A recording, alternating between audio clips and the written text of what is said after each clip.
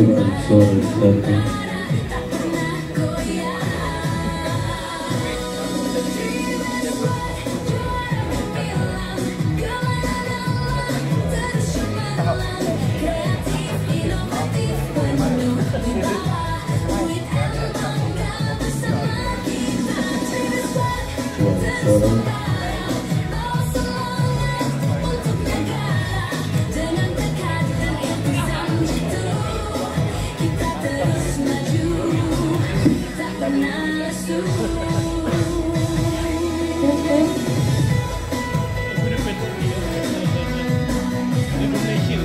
Aku yang buat. Ya, macam lagu Malaysia.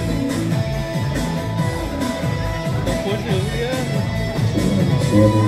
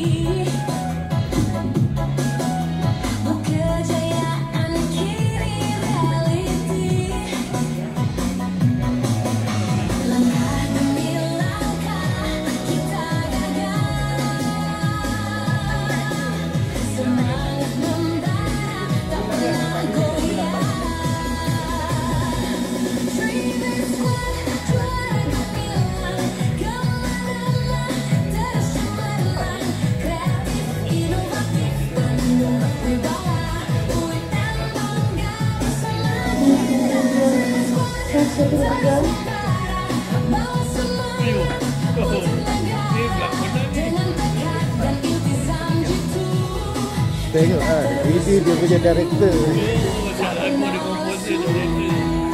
Kreatif kan? Bahasa kreatif.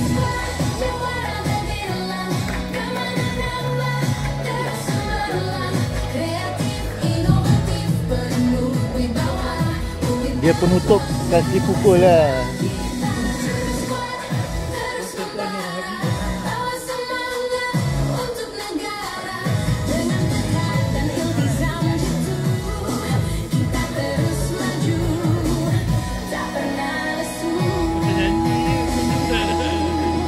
Yes, ma'am. Tes Mak, 1, 2, 3. Hello, tes. Tes.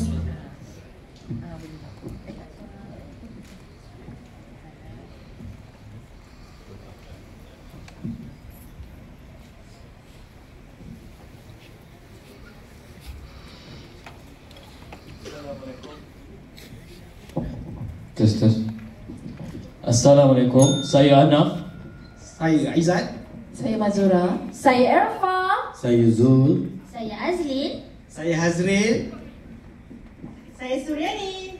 Saya Betul. Dan kami kumpulan Trashcode. Sembahkan.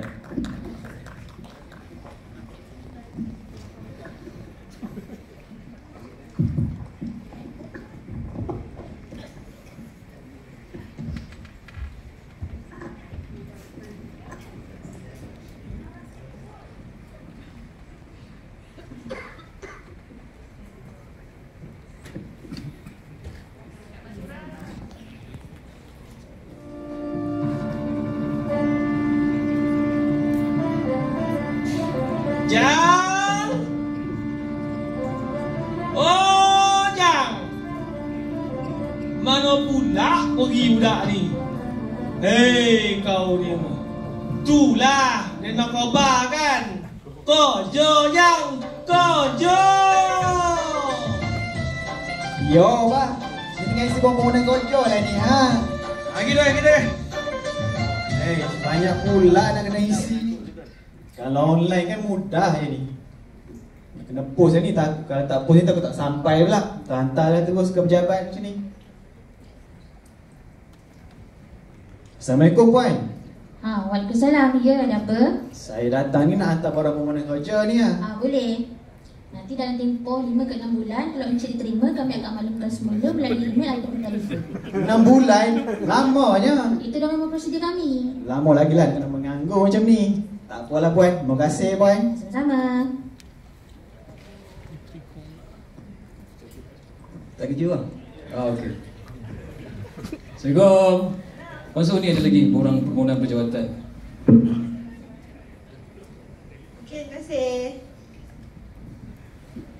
ramai Lin. Banyak dia guni-guni ni Lin. Stres akak macam ni. Kita kena siapkan cepat Lin. Kita kena ada time frame, kena siapkan cepat juga. Sabarlah kak, jangan nak tekan-tekan. Kita pun stress sama. Akak tak tekan tapi kita memang kena siap cepat. Yelah, kita cuba. Baiklah, ini sedikit data yang hendak kami kongsikan mengenai tekanan di tempat kerja.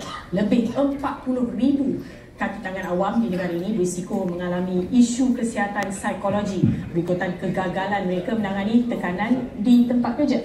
Ini adalah datanya yang dilakukan daripada 1 Mac 2024 hingga September 2024. Dan pada Isnin atau semalam, tidak silap saya, Ketua Pengarah Perkhidmatan Awam DPPA Tan Sri Wan Isu kesejahteraan mental di tempat kerja kini semakin mendapat perhatian. Namun, masih ramai majikan yang belum benar-benar peka terhadap tanda awal tekanan emosi dalam kalangan pekerja.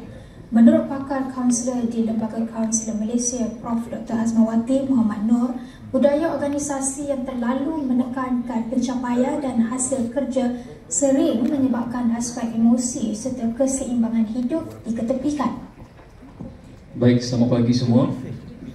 Hari ini kita bermesyuarat untuk membincangkan berkenaan aduan dan kelewatan proses pengurusan berjawatan di UiTM Cawangan Negeri Sembilan.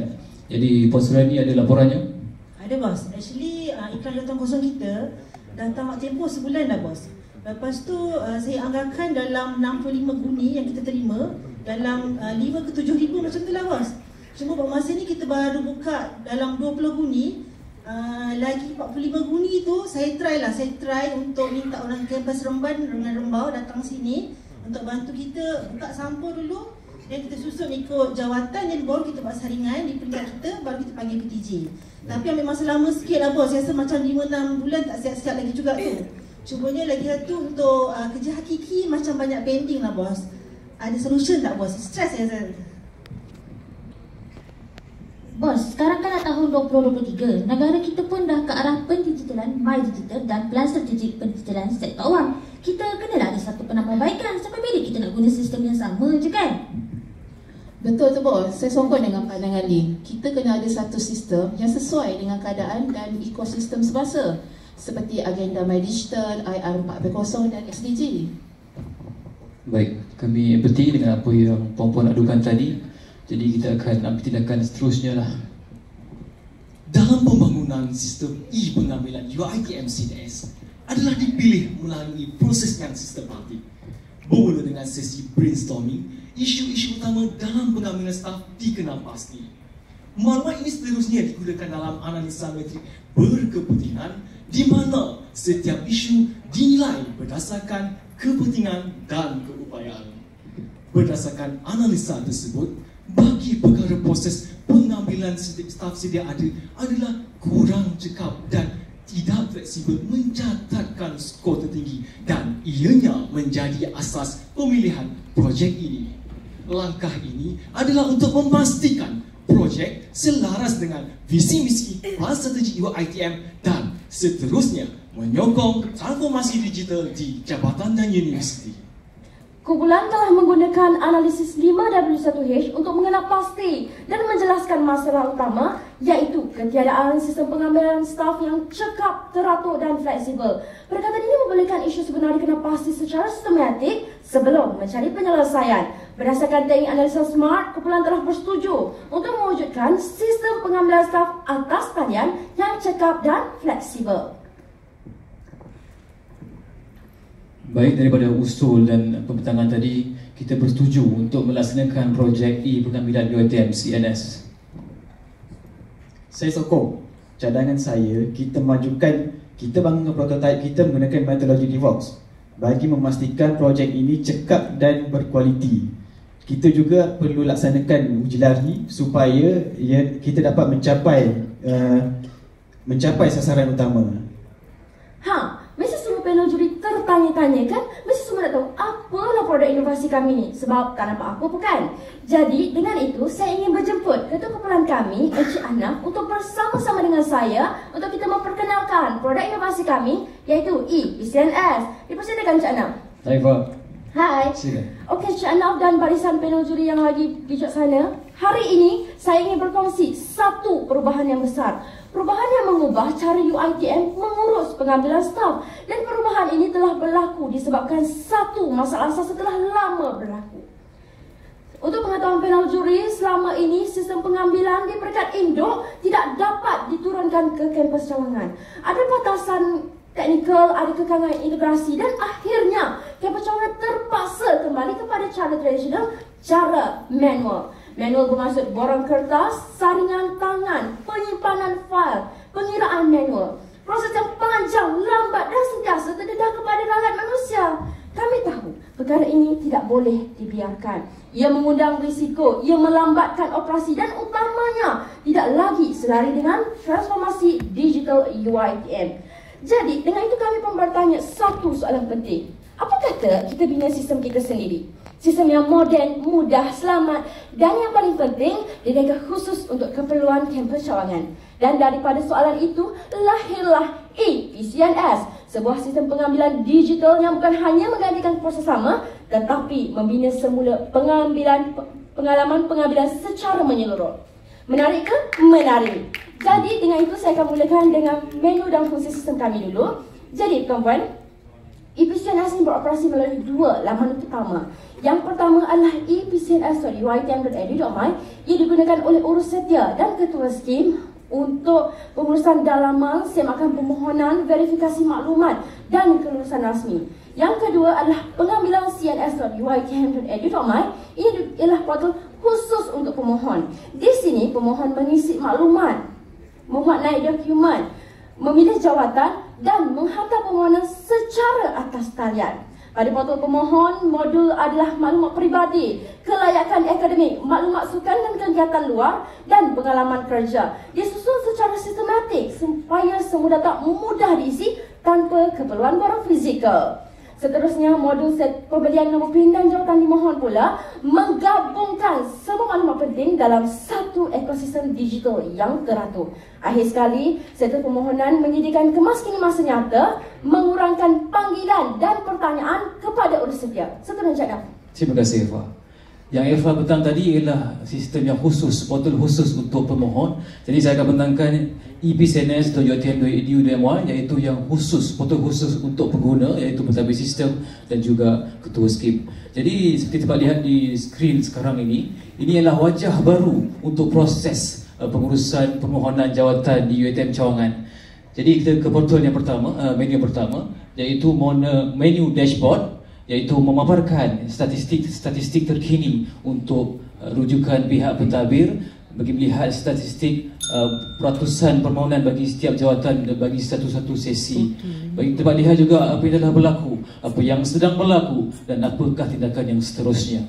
Baiklah, menu seterusnya ialah menu laporan permohonan berjawatan. Jika ditanya apakah nadi ataupun enjin bagi sistem ePCNS ini, jadi inilah dia di mana tempatnya pihak urus setia untuk melihat dan membuat seringan terperinci selepas disaring oleh sistem, dan juga senarai pendek oleh pihak ketua skim dengan mengemaskini status pentadbir. Yang dulunya sebelum ini menggunakan kertas dan juga permohonan dan debu-debu, dan kini hanya menggunakan satu klik sahaja laporan terjana. Jadi menu yang seterusnya ialah menu nombor PIN, iaitu menu seperti yang dibentangkan oleh Irfa tadi, iaitu RM10 bagi setiap permohonan. Jadi buat pertama kalinya UiTM Cawangan dapat merasa menjana pendapatan melalui pengurusan pengambilan staf. Jadi yang dulunya tidak ada penjanaan, kini UiTM Cawangan dapat penjana sendiri. Jadi menu seterusnya ialah menu pengurusan perjawatan. Ialah menu yang digunakan khusus oleh pihak urus setia untuk membuat satu-satu iklan, di mana di setiap permohonan jawatan ataupun di setiap jawatan yang akan diiklankan untuk setiap sesi ada syarat-syarat kelayakan yang tertentu. Jadi di sinilah pihak urus setia meletakkan parameter-parameter yang tertentu bagi memastikan hanya calon yang layak sahaja yang dapat memohon jawatan tersebut, dan seterusnya memastikan integriti pemilihan itu sangat signifikan sekali. Jadi menu seterusnya adalah menu profil, memaparkan maklumat-maklumat pengguna akses dan pilihan untuk menukar sebarang kata laluan bagi menjamin keselamatan sistem itu sendiri. Seterusnya adalah menu untuk manual pengguna, iaitu manual moderator dan ketua skim. Ia memaparkan cara-cara ataupun kaedah penggunaan sistem secara terperinci bagi memastikan produk kita digunakan dengan teratur. Seterusnya, inilah dia menu kita EPCNS yang dulunya mustahil untuk digunakan, kekangan daripada pihak induk, dan kini hasil inovasi berjaya kita hasilkan EPCNS. Jadi inilah dia EPCNS, lebih baik, lebih moden, lebih teratur dan lebih berintegriti. Sekian. Terima kasih. Sistem ini kemudian telah dibentangkan kepada pejabat tolong naik Chancellor Digital pada 7 Julai 2025 sebagai pengenalan rasmi. Melalui sesi ini, sistem ini telah mendapat pengakuan dan penghargaan daripada pejabat penolong naik Chancellor Digital sekaligus mengesahkan keberkesanan untuk dilaksanakan. Bila dah ada sistem ni, makin mudahlah kerja kita, Kak. Kalau dulu punyalah banyak kerja sampai kerja hakiki pun tak terbuat. Sekarang dah senang, klik-klik je dah siap. Tak payah buat ramai-ramai. Betul tu Lin, kalau tak akan lalu pun susah Lin, bertimbul dengan guni-guni Lin. Kalau tak pilih ni penuh dengan borang je. Sekarang proses saringan data pun dah lebih mudah dan lebih sistematik. Kita pilih je dekat menu parameter kelayakan dan lepas tu dah boleh tahu siapa layak dan siapa tak layak. Bukan tu je tau. Sebelum inovasi, proses pengambilan dijalankan secara konvensional tanpa sebarang penjanaan hasil. Tapi dengan EPCNS, projek telah berjaya menjadi pendapatan melalui yuran RM60 bagi setiap permohonan dengan jumlah yang terkumpul sebanyak RM163,950.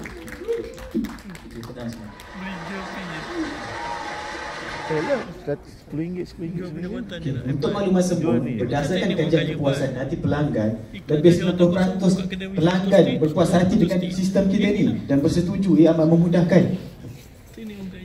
Kalau bos nak tahu, sistem EPCNS ini telah dapat kelulusan daripada JKSAU dan juga Majlis Sumber Manusia UiTM tau. Bukan tu saja, Lin. Sistem kita ini juga telah didaftarkan di bawah Perbadanan Harta Intelek MyLPO.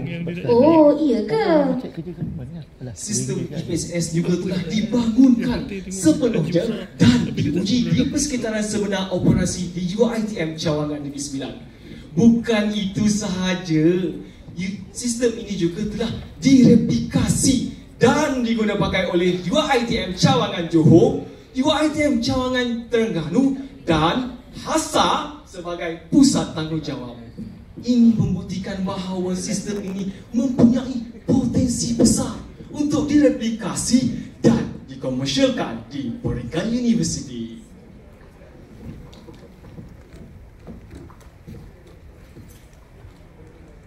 Pergi ke dusun mengutip quinin, dijadikan juadah enak sekali. Terima kasih juri dan hadirin atas sokongan serta perhatian yang diberi. Sekian. Terima kasih.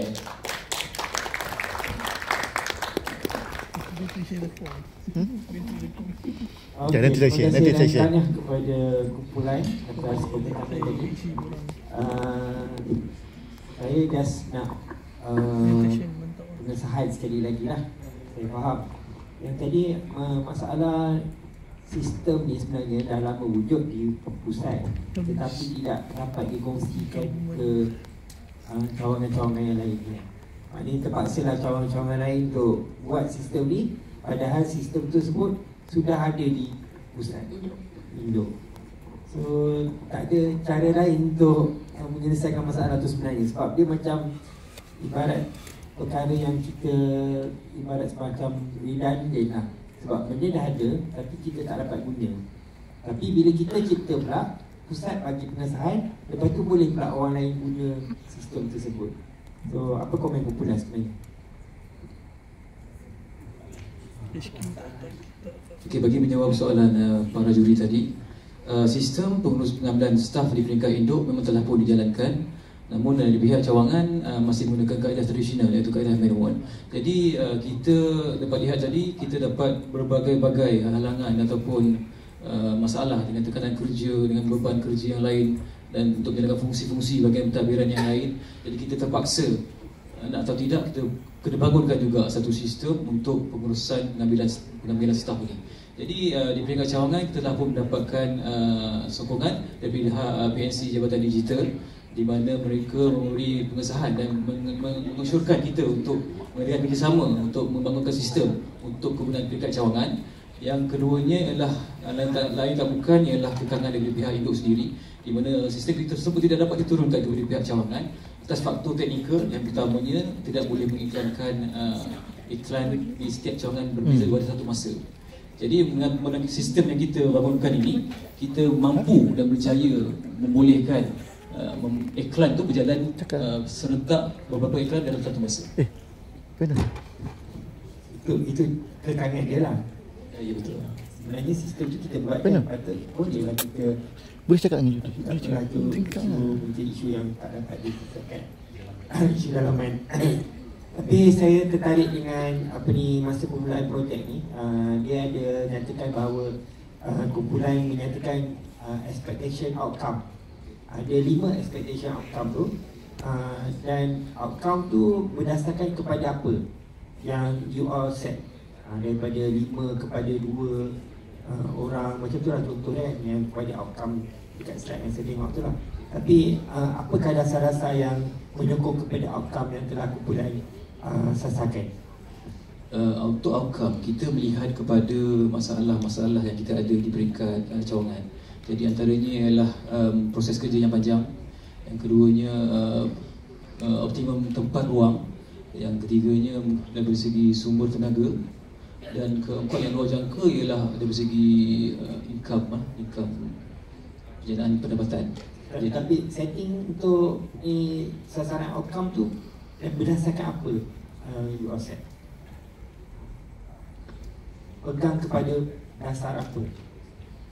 Main letak je ke atau buat pengiraan ke? Cuba tengok outcome tu pada sini. 5 outcome yang nak dicapai. Chapter 4. Chapter 1. Lagi? Sebelum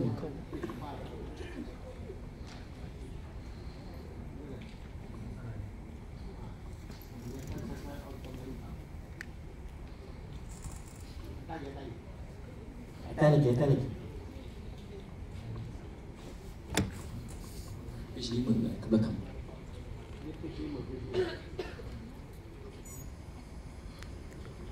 Ini ke depan.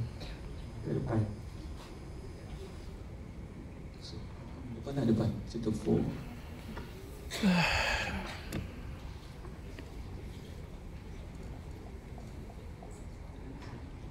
Kami tak ada slide. Yang kami ada laporan ni. Okey. Kalau tengok kat sini dekat dengan Chapter 4. Buka dokumen. Dokumen.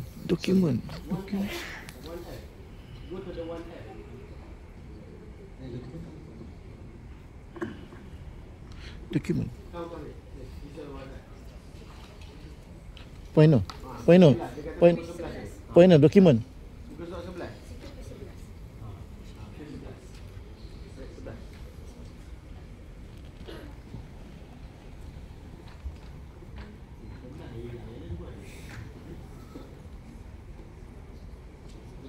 Yang ini.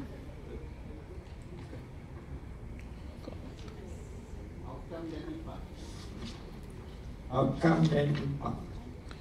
Sebab tu bila dia format dokumen tu dia berubah. Pening kepala. Patutnya dia buat 4 kan, outcome impact buat 4. Dia buat 2.4 pula.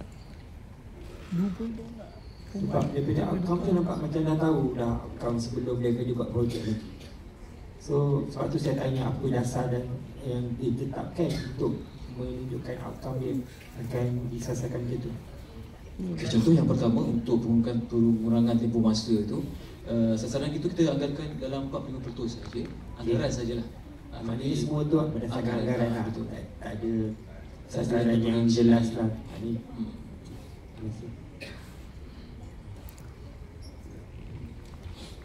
Assalamualaikum. Waalaikumsalam. Izinkan saya bertanya. Adakah anda bersedia? So now. Okey, di page yang sama. Saya tak faham. I'm a slow learner. Okay. So kalau you tengok you punya outcome target adalah untuk reduce the tempoh proses, bla bla bla bla kan. Ada 5, betul?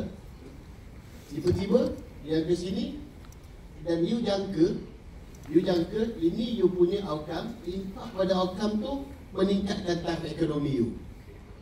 Apa kena mengena taraf ekonomi you? Ingat projek tu untuk you tau. Bukan untuk golongan bumi putra yang nak kerja tu. No, it's you, for you. Untuk kumpulan. Macam mana ke gaji you naik kalau orang bayar RM10 tu? Faham tak maksud saya? That was your target. Okay? Dan the impact that you jangkakan, impact dia adalah taraf ekonomi naik. Itu yang saya tak faham tu. Seleweng kan RM10. Izinkan saya untuk menjawab soalan tuan. Saya izinkan. Terima kasih. Jadi untuk impak nombor 3, peningkatan taraf ekonomi, di mana huraiannya ialah peluang kerja di kalangan tempatan. Jadi dalam pengambilan staf ni, kita terbuka permohonan daripada satu dunia sebenarnya. Saya faham. Okay. Untuk kumpulan apa dia? Dia lebih kepada kita melihat daripada segi perluasan sistem tu sendiri. Potensi saya, abang faham. Maksud saya, awak buat sesuatu inovasi untuk memudahkan you. Betul? Apabila inovasi ni berjaya, alhamdulillah dah berjaya kan? Dah berjaya kan? Adakah taraf ekonomi kamu naik? Kita mengambil kira nombor penyandang pendapatan tadi yang first untuk outcome. Tapi dari segi impak, ia juga meningkatkan kita punya peluang untuk spend, kuasa untuk membeli atau mengurus. Mana kita dah ada pendapatan bayar sebelah bulan. So, salah satunya. Yang keduanya, kita juga bermaksud di sini untuk peluang anak tempatan di Jawab Negeri Sembilan. Bila kita buat pengambilan, kita akan lihat juga struktur geografi. Kita dapat lihat hanya anak tempatan kita yang utamakan. Kamu melihat pada impak yang makro, kan? Itu. Saya dah agak dah.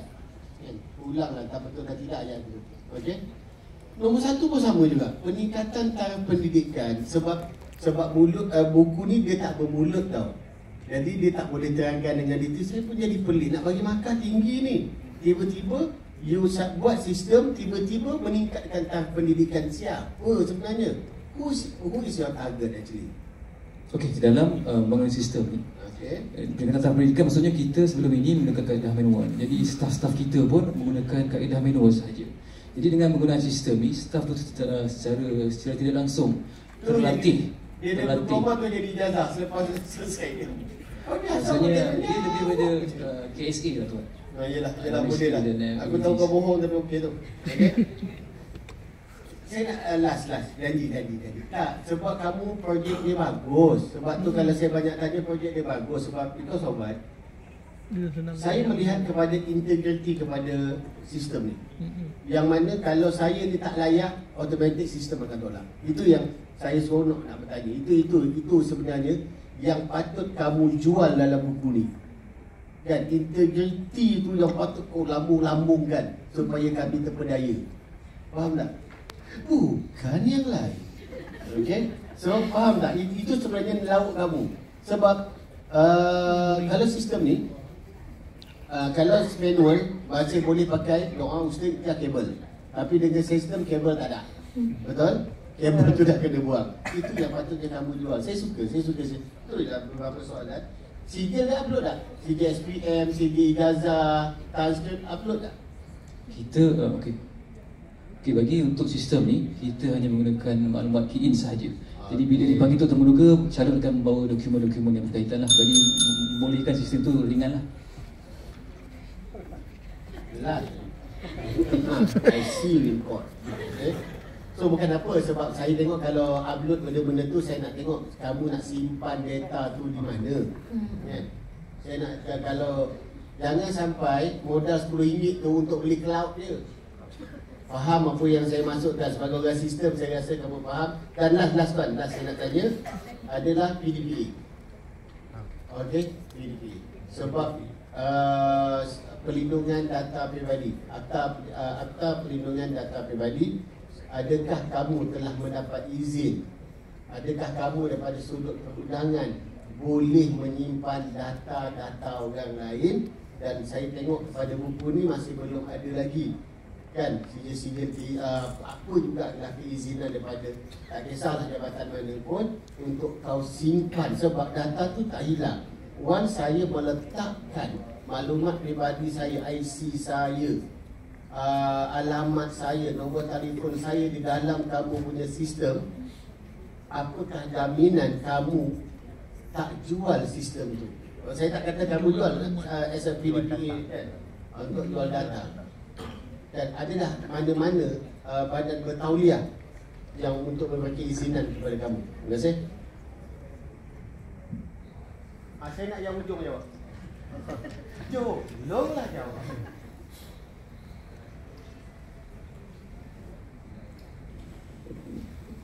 Okey, berdasarkan persoalan Tuan Juri tadi, okey, kalau ikutkan kita menggunakan akta rahsia rasmi lah yang untuk kerajaan tu, dan juga setiap kali proses tu memang kita akan ada buat satu pengisyaran berkenaan dengan aku janji. Maksudnya maklumat-maklumat tu adalah rahsia, tak boleh disebarkan kepada orang lain. Jaga kamu yang terkena tau. Sebab aku tadi tu kamu. Kita you tengok perintah undang-undang jabatan, bukan perintah undang-undang macam mana kamu nak buat experience. Betul kata ada orang kianat sengaja nak dapatkan balik RM10 tu, kamu jaga. Terima kasih. Saya ada 4 tapi macam tambah 5. Tak apa. Satu, bila pemohon tu hantar, dia return balik pemohon tu dengan cara apa? Dia lulus letak tu dengan cara email ke dia ada SMS. Dia tak percaya sebenarnya. Untuk makluman tuan, pihak kami membuat satu status pentadbir dan status pemohon. Di pentadbir ini dapat dilihat oleh semua pengguna sistem lah, pentadbir sistem. Jadi untuk status pemohon dapat dilihat oleh pemohon sahaja. Jadi ada beberapa status pemohon. Yang pertamanya diterima, keduanya dipanggil temuduga, dan ketiganya selesai. Pemohon tu boleh terima.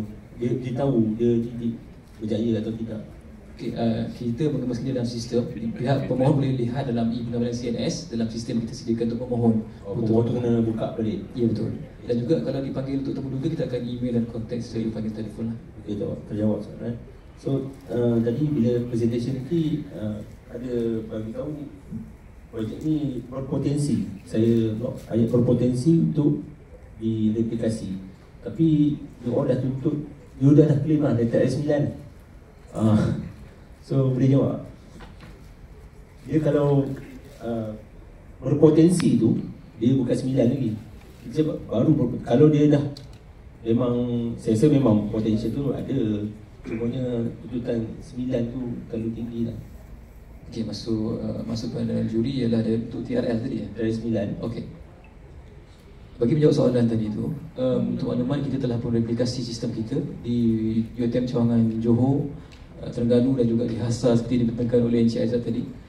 Tapi kita dapat lihat potensi sistem ni dapat disebarluaskan pada UA di Malaysia ataupun mungkin di peringkat industri juga. Dia tak ada potential lah tu, dia dah guna dah. Okay, kalau macam tu lah. So saya nak tanya je 163K tu betul? 165,000 duit tu ke mana? Duit tu ke mana?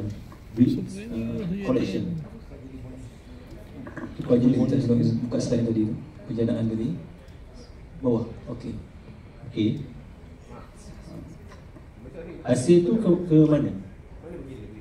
Sekali lagi yang atas Ruby. Okey, sistem kita aplikasi di malam tadi Cawangan Johor, Terengganu dan Hasa. Jadi keseluruhan ni adalah hasil daripada keempat daripada cawangan ni lah, jabatan ni lah. Jadi hasilnya untuk makluman, kalau di Negeri Sembilan hasilnya di bawah Jabatan Kuasa Tetap Kewangan telah diputuskan 90% dialihkan kepada peruntukan pengurusan untuk pengurusan jabatan dan 10% untuk tabung amanah untuk penggunaan pihak tabiran lah. Untuk inventor ada dapat apa? Untuk inventor, pencipta, you all lah tingkat kes. Kita gunakan kemahiran dalaman. Jadi dia pun redor for now lah. Jadi mungkin lepas ke industri nanti mungkin kita boleh Apa sebenarnya you layak sebenarnya dapat 90%. Ada brilliant dia. Apa itu? Oh, tepuk tangan. Okey, last kali pasal sistem kan, saya minat sistem. Accessibility sistem ni, antara kumpulan-kumpulan ni, siapa yang jadi admin ataupun kita panggil saya selaku pembina DBA dia lah, database data center. So security okey? Security kita dah melalui beberapa tapisan keselamatan daripada ini. Dia memang dah tetapkan ciri-ciri tertentu sebelum kita boleh livekan sistem ni. So setakat ni kita melepasi semua tapisan yang telah ditetapkan. PHP 81. Berapa layer? Berapa layer? You bina tu berapa layer? Berapa layer? Daripada surface sampai datang ke bawah. Daripada accessibility ke atas. Tengah-tengah tu dia daripada network. Saya tanya berapa layer you buat? Berapa layer? Sebab saya tak tanya kakak ni, sebab dia tak ada jawab. Saya tanya you all. Sebab tak apa, ni sound. Kita satu frekuensi. Saya nak tahu you punya kekuatan, you punya PHP tu. PHP ni saya guna framework. Berapa layer? Layer tu Okey, dia terima kasih. Sama. Terlalu rahsia untuk dijawab. Terima